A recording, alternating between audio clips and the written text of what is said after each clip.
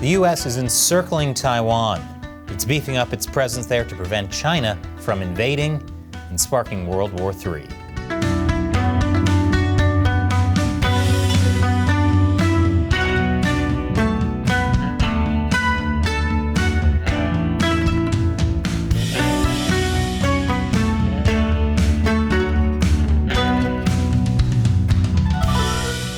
Welcome to China Uncensored. I'm Chris Chappell. When it comes to how the United States would react if China were to invade Taiwan, they've been very cryptic. And I'm not just saying that because the guy in charge of that decision looks like the Crypt Keeper. The Biden administration especially has brought the U.S. policy of strategic ambiguity to new levels of ambiguity. In August 2021, Biden said, "We made a sacred commitment to Article 5 that if in fact anyone were to invade or take action against our NATO allies, we would respond. Same with Japan, same with South Korea, same with Taiwan." Shortly after that, though, the White House said Biden had misspoken. Because forget something like, "We have nothing to fear but fear itself." President Biden's most notable quote is someone else yelling what he meant to say was. But just 2 months later, he said the same thing again. China just tested a hypersonic missile. What will you do to keep up with them militarily, and can you vow to protect Taiwan? Yes and yes. So are you saying that the United States would come to Taiwan's defense if China attacked? Yes, we have a commitment to do that. And again, the White House corrected him.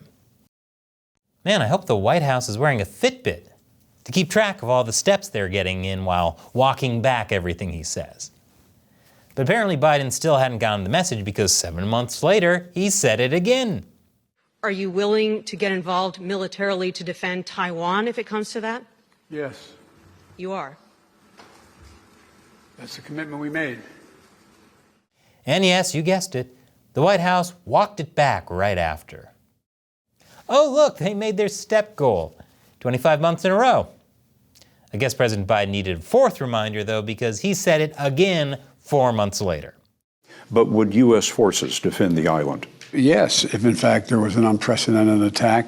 After our interview, a White House official told us U.S. policy has not changed. Officially, the U.S. will not say whether American forces would defend Taiwan. Please, stop asking him about Taiwan. My legs are too tired to walk back anymore. Yes, there's a reason U.S. policy on Taiwan is called strategic ambiguity. It's so ambiguous, even the White House doesn't agree on what it is. Like most countries, the U.S. doesn't have official diplomatic relations with Taiwan, and is cagey about whether Taiwan is even a country. So they think it simultaneously is and isn't at the same time. Who do they think the president of Taiwan is, Schrodinger? I'm not ambiguous. Taiwan is a country. But the U.S. does have a law called the Taiwan Relations Act, which says the U.S. is committed to the preservation of human rights there, and that the U.S. will not only arm Taiwan for its self-defense, but also resist any resort to force or other forms of coercion that would jeopardize the security or social or economic system of the people of Taiwan. So the U.S. is willing to fight for Taiwan, but not call them a country. Makes sense. Wouldn't want to piss off China as you're about to go to war with them. That'd be like refusing to curse at someone while fist fighting them. Well, it seems that last part about resisting force has kicked in. The U.S. is encircling Taiwan with its military, which is right in Beijing's backyard. By doing that, they're preparing for a possible war over Taiwan. That has made the Chinese Communist Party really, really mad. I'll tell you more after the break. Welcome back. So the U.S. has kind of said it will defend Taiwan if China invades. But, like your jacked friend who got bullied growing up and now tries to look super intimidating, the U.S. is hoping its muscles will deter China from attacking in the first place. The U.S. has been working on making a military circle around Taiwan, and recently that circle got a little beefier. The U.S. signed an agreement with the Philippines to expand its military presence there. The U.S. military already uses 5 bases in the Philippines, but with this agreement it now has access to 4 more. It's not clear yet where they're going to be, but last November, the Philippines said the U.S. was looking at several locations in the north of the country, If it is those locations, it would position U.S. forces a lot closer to Taiwan. It would also make it more risky for Chinese forces to travel through the Bashi Channel, which is one of the ways China might try to surround Taiwan. Essentially, this can all be summed up with this meme. Yep, there isn't a military strategy in history that can't be explained with a meme. The U.S. also has troops on the other side of Taiwan, the Japanese island of Okinawa. That, together with its troops in Guam, mainland Japan, and South Korea, means the U.S. has military bases in strategic locations near Taiwan.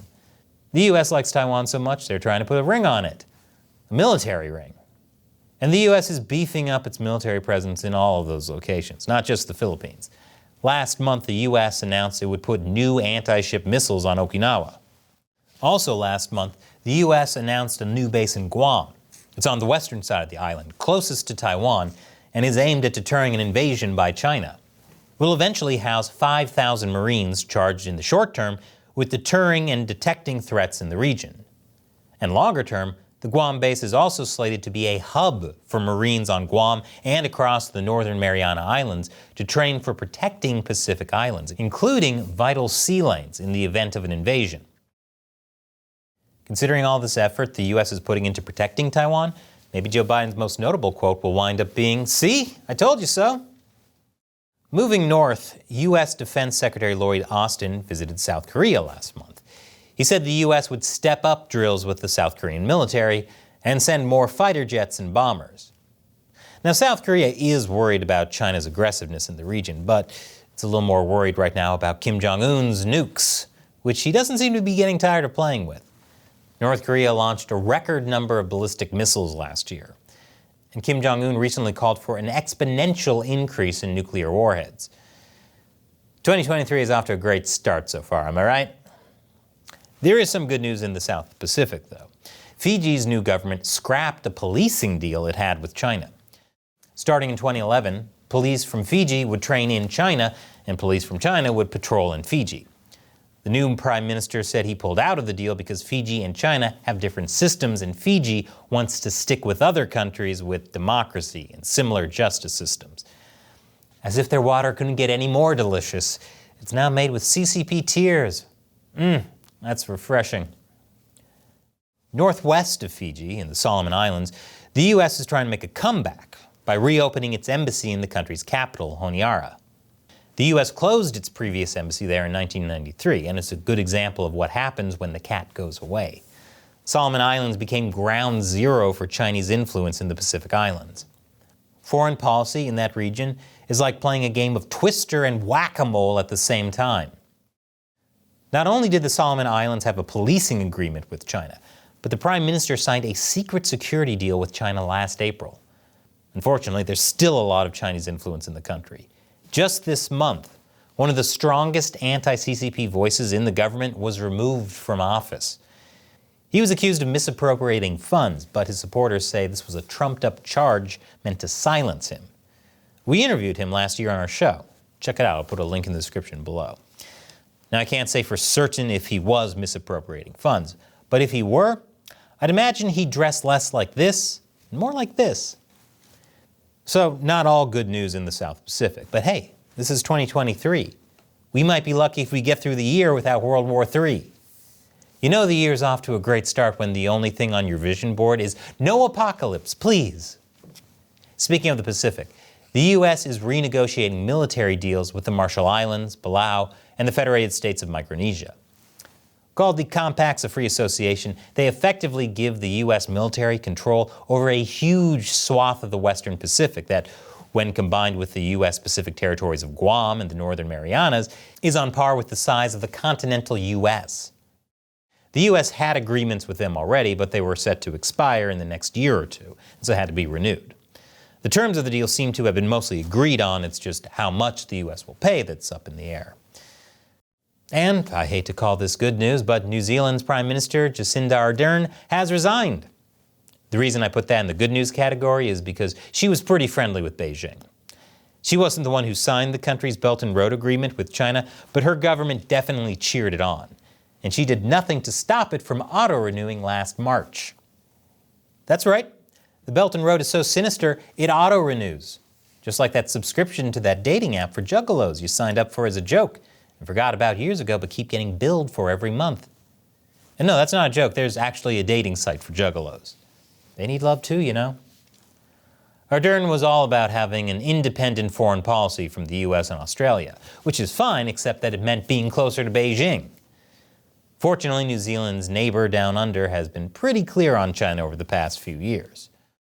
The US has a couple thousand troops stationed in Australia, and last year announced plans to send more. Australia went from a prison colony to a freedom colony.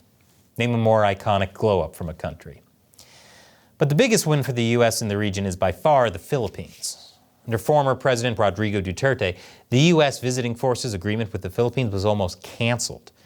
It should come as no surprise that while he was threatening to kick US troops out, he was cozying up to China. Now the new president, Ferdinand Marcos Jr., is still all about trade with China, but has moved closer to the US in terms of security. Because the US makes people feel safe in their beefy arms. This is critical because the Philippines is part of what's called the First Island Chain.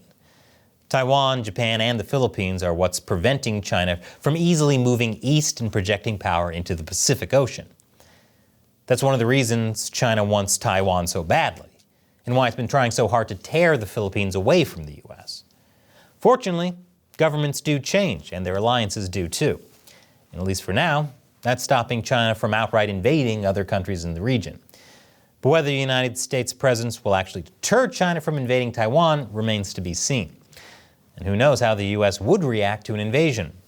Joe Biden says the U.S. would help, but that might wind up getting walked back for the 7 billionth time. And China Uncensored is supported mainly by viewers like you, either on the crowdfunding website Patreon or our exclusive social media site on Locals, which is why I thank those viewers by answering their questions on the show. And today's question comes from Madry Bread on Patreon, who asks, I've always heard that China claims to own all panda bears in the world, regardless of what country they're actually from. Is that actually true? Because, to be honest, it doesn't sound that far-fetched to claim for them.